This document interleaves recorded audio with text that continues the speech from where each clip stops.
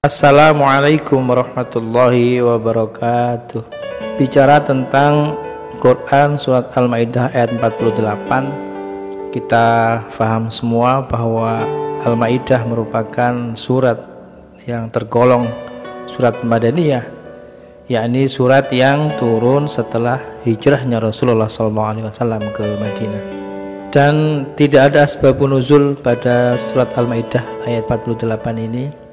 Tidak ada sebab khusus yang melatar belakangi turunnya Al-Quran surat Al-Maidah ayat 48. Dan kalau kita memahami Al-Quran surat Al-Maidah ayat 48 ini, dari awal ayat dijelaskan wa anzalna ilaikal kitaba bil haqqi musaddiqan lima baina yadayhi minal kitab wa anzalna ilaikal kitaba bil haqqi, dan telah kami turunkan kepadamu Muhammad Al-Quran dengan membawa kebenaran.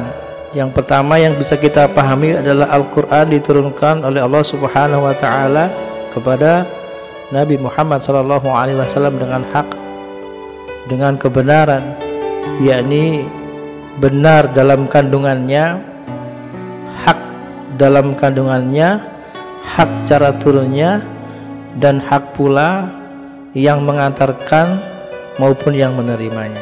Yang kedua, musaddiqal lima baina yadayhi minal kitabi wa muhaiminan alaihi.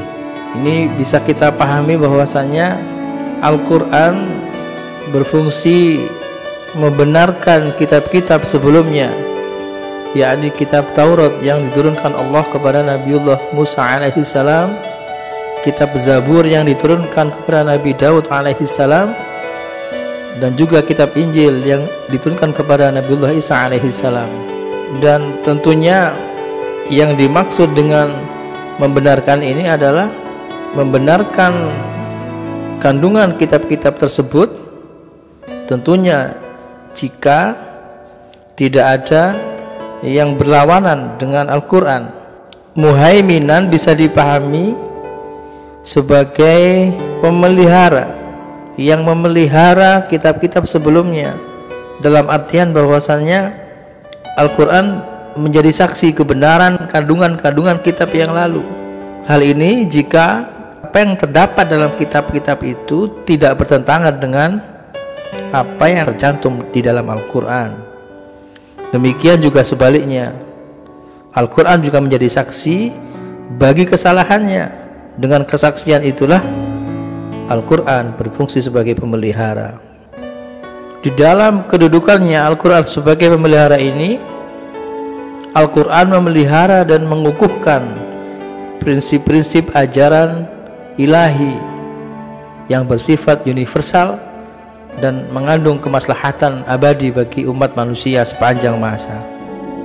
Kemudian fahkum bainahum bima anzalallahu wa la tattabi' ahwa'ahum amma ja'aka minal haqq. Maka putuskanlah perkara di antara mereka menurut apa yang Allah turunkan, dan janganlah engkau mengikuti hawa nafsu mereka dengan meninggalkan kebenaran yang telah datang kepadamu. Di dalam potongan ayat ini Allah Subhanahu wa Ta'ala memerintahkan agar kita menjadikan Al-Quran sebagai pedoman hidup kita. Hendaklah sebagai orang yang beriman kita memutuskan perkara berdasarkan kitab suci Al-Quran. Perintah tersebut disampaikan Allah Subhanahu wa Ta'ala kepada Nabi Muhammad untuk memutuskan perkara di antara mereka menurut apa yang Allah turunkan, baik itu Al-Quran maupun hadis qudsi. Dan janganlah engkau mengikuti hawa nafsu mereka, yakni yang dimaksud adalah orang-orang Yahudi atau pihak-pihak lain yang bermaksud mengalihkan Nabi Muhammad dari menetapkan hukum yang bertentangan dengan hukum Allah, yaitu dengan meninggalkan kebenaran yang telah datang kepadanya. Lalu biasanya ada yang bertanya, bagaimana kita sebagai warga negara Indonesia? Bukankah kita mengikuti hukum-hukum yang sudah ditetapkan sebagai hukum positif di Indonesia? Mari kita tengok Al-Quran surat An-Nisa 59. Ya ayyuhalladzina amanu atiullaha wa atiur rasul wa ulil amri minkum. Kita semua sadar bahwasannya negara ini dibangun di atas kebinekaan, dan para pendahulu kita sudah menyepakati bahwasanya negara ini dibentuk berdasarkan Pancasila dan Undang-Undang Dasar 45. Oleh karena itu, selama pemerintah kita masih taat kepada Allah dan Rasulnya, maka kita wajib untuk taat kepada ulil amri atau pemerintah yang berkuasa. Oleh karena itu, sebagai seorang muslim, kita tidak boleh apatis, kita tidak boleh alergi dengan politik. Kalau perlu, kita berlomba-lomba untuk bisa mewarnai negara ini dengan nilai-nilai yang seperti yang kita anut. Jangan sampai negara ini membuat peraturan yang bertentangan dengan apa yang sudah Allah turunkan. Sebagai contoh, misalnya, ini contoh saja ya, ada sebuah peraturan tentang menghalalkan minuman keras misalnya. Nah, hal itu yang notabene menjadi sesuatu yang haram menurut keyakinan kita, maka penting bagi kita untuk bisa terlibat dalam politik itu. Misalnya kita bisa menjadi anggota DPR, kita bisa merancang undang-undang bersama presiden. Maka disitulah kenapa kita harus juga peduli dengan politik yang ada di negara kita, sehingga apa yang menjadi kebijakan negara ini juga harapannya sama dengan apa yang menjadi nilai-nilai yang kita anut.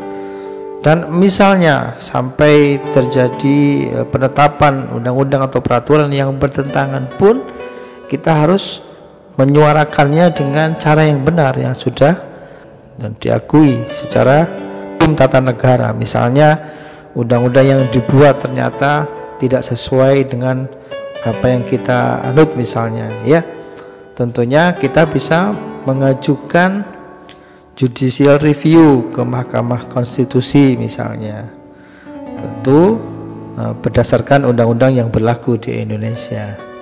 Nah, karena itu kita semuanya jangan sampai kita alergi dengan politik, karena kita berharap bahwasannya ini menjadi negara baldatun thayyibatun wa rabbun ghafur, yang di dalamnya berjalan nilai-nilai syariat agama Islam, tentunya berdampingan juga dengan penganut agama yang lain, saudara-saudara kita yang dari non-muslim.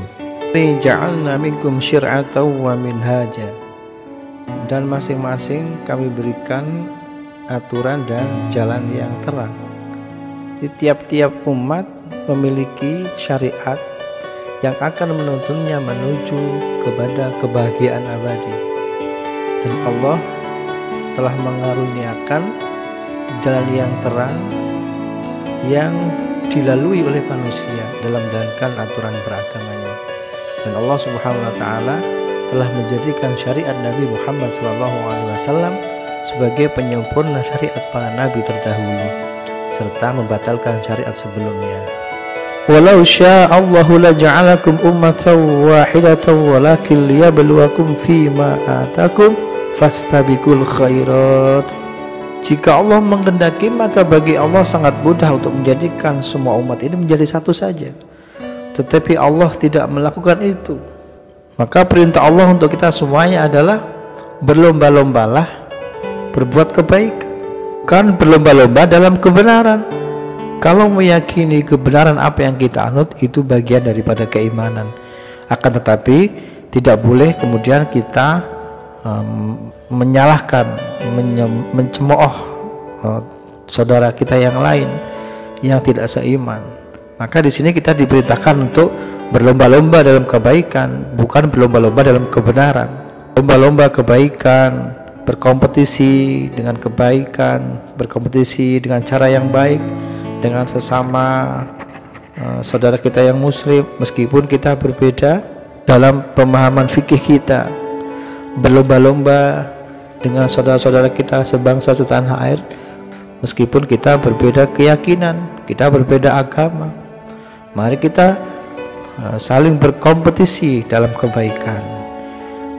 Misalnya dalam pandemi ini, mari kita bahu membahu berlomba membantu saudara kita yang sedang dalam ujian pandemi ini, berlomba-lomba membantu saudara kita yang sedang membutuhkan uluran tangan kita, berlomba-lomba dalam mencari jalan keluar dari kondisi ekonomi kita yang sedang dalam keadaan sakit seperti ini. Misalnya kita bisa berlomba-lomba menemukan vaksin untuk virus corona, berlomba-lomba untuk mengharumkan nama bangsa Indonesia di kancah internasional.